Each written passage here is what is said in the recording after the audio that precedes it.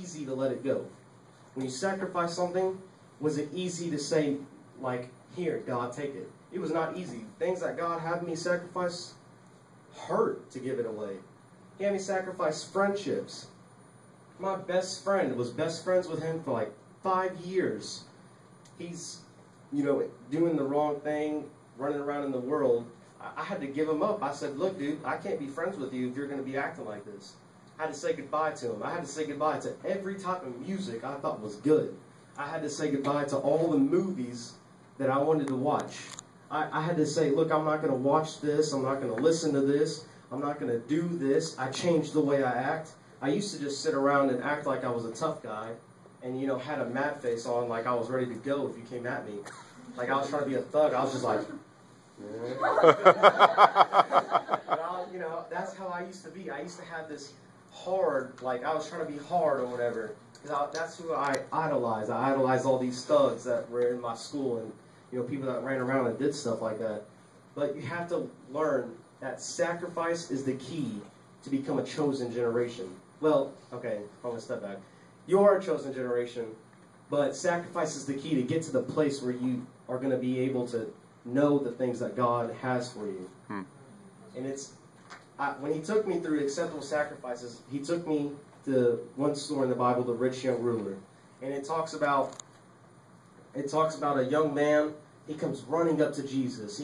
He starts just sprinting as fast as he can to Jesus, falls at his feet and is like, good teacher, what must I do to, I can't remember what he says, but he says, like, what must I do to, like, truly be a strong Christian or something? That's basically what he says. And Jesus says to him, who is good but one, God? And he goes, you know the commandments, honor thy father and mother, thou shalt not kill, thou shalt not steal, thou shalt not covet thy neighbor. And he goes, yes, but I've kept all these things, and I've even kept them from my youth. And then Jesus looks at him and said, smiles at him and says, okay, one thing you lack, go sell all your riches and give them to the poor, and you will have a treasure in heaven, and then come and follow me. And he walks away, and he is sorrowful at that word. Oh, man, I get mad when I read this. What word was he listening to? He wasn't listening to the fact that he was going to get treasures in heaven and get to follow the most beautiful thing humanity has ever got to see. Yeah. He was listening to the fact that he had to give up. He's going to have to give up things on earth where rust can get to. It's dumb. He missed the opportunity to sacrifice something and get to follow Jesus. For the longest time, I've always listened to old people tell me, you can't listen to this type of music. You can't do this. You can't do that. You can't do this. And they never once told me what I was going to get. See, God will tell you, I want you to take that away. I want you to pull that away. I'm going to take that. I want you to give that to me, and I'm going to put it over here, but then I'm going to give you something that you wouldn't believe. I started sacrificing stuff, and God would sit there, I'd look around, and I would see kids in my school, and he'd say, go talk to that kid right there. Go talk to him. And I would go and talk to him, and it would be about the same thing I'd just given up. I would invite kids to youth group, and they would come to youth group, and then one night they'd get changed for God. And that's what he's telling you to sacrifice things for. He's saying, if you give this up, I'll give you something that you wouldn't believe you could have. A year ago, I was looking up pornography, and I was smoking weed, and I was popping pills to the point where I should have been dead. I was walking in random parks doing drug deals, almost getting robbed because I was being stupid. And now look where I'm at.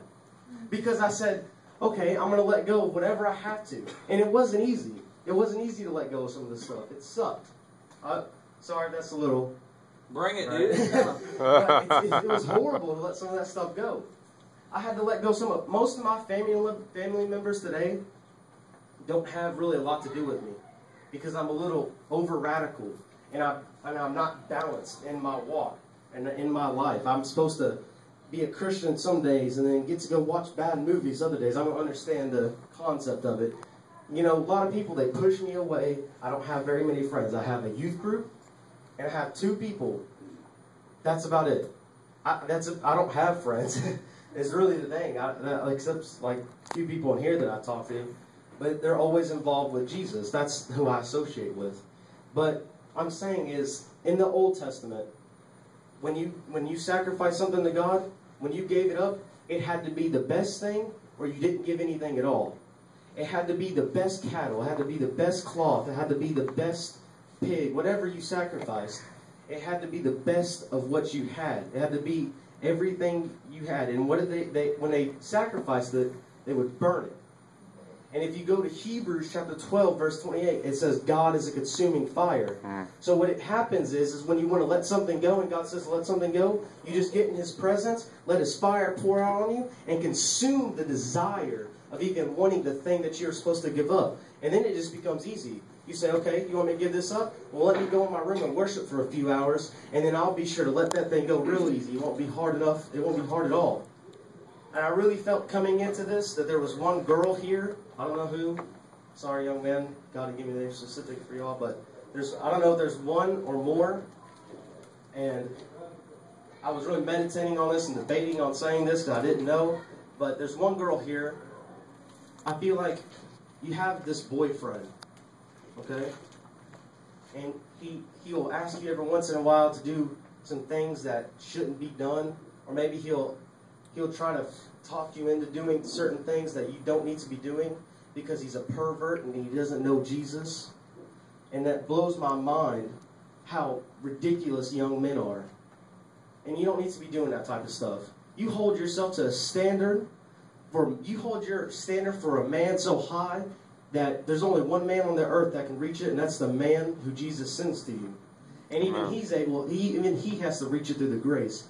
I'm so sick and tired. It makes me, I cry at night over some of the women at my school who let themselves go and throw themselves to guys and let all their stuff hang out and wear shorts that come up to about right here and wear shirts that come down like right here and show everything they have. I'll cry. I cry for them all the time because they don't understand that they have a husband in heaven who loves them more than anything, and if they don't date anybody on this earth, then it'll be okay. You don't have to be seeking attention from young men. Young men, you're not in this youth group to date every girl you can. You didn't come here to go, oh, well, she's hot. I'm going to go talk to her. Or, that's stupid. Don't be running around chasing girls when you're really... I got to stop because that's bad. I shouldn't say that. Well, no, that's not bad. Not to chase them. But, I mean...